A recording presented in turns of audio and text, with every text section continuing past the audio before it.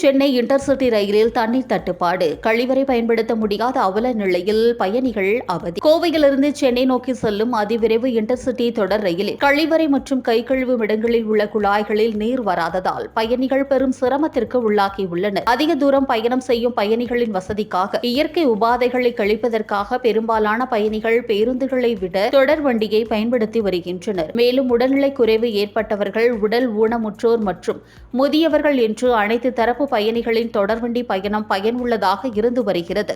கழிவறை பயன்பாட்டிற்கு பின் தண்ணீர் கிடைக்காததால் பயணிகள் மிகுந்த சிரமத்திற்கு தள்ளப்பட்டுள்ளனர். இதனால் பயணிகளிடையே கடும் அதிருப்தி நிலவுகிறது.